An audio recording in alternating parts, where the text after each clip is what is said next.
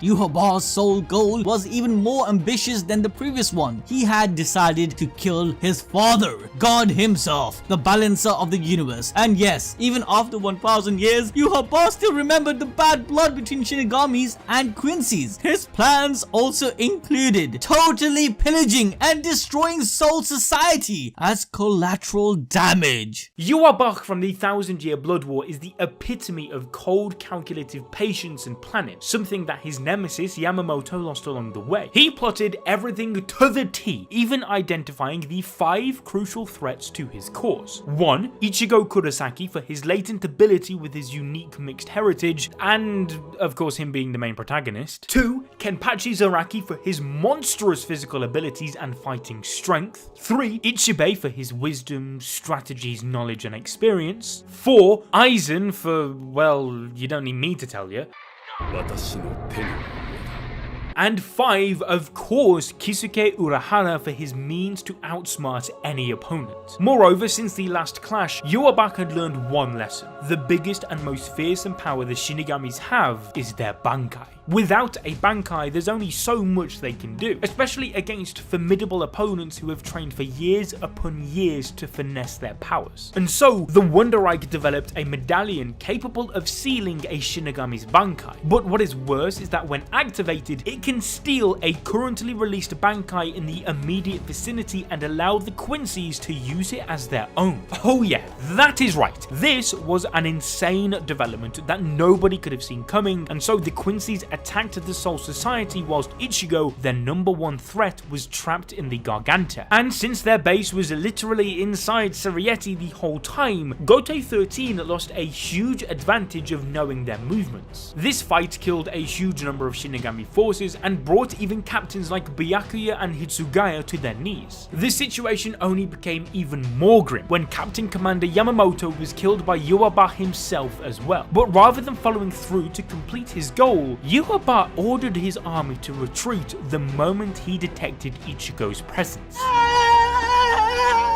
Why are you running? With just a short encounter, Yhwach managed to unsettle Ichigo as he reminded our boy of someone very familiar. Oh yeah, that was none other than Ichigo's Zanpakuto, Old Man Zangetsu. The chads that have been watching our videos know exactly what I'm talking about, because Yhwach is actually an ancestor of Ichigo in a really twisted way, because Misaki, Ichigo's mother, was a Quincy. Thus, there is a piece of Yhwach's soul in Ichigo as well, which manifested as Old Man Zangetsu, unknown to Ichigo himself. So, don't be a silly willy like Ichigo and hit that notification bell so that you never miss an important upload. But with this strategic retreat, we also learn that Yhwach managed to recruit another member to his forces. And trust me when I say I felt betrayed, because this new member was none other than our boy Ishida. And this dude is an overachiever wherever he goes, because he didn't just become a foot soldier. No.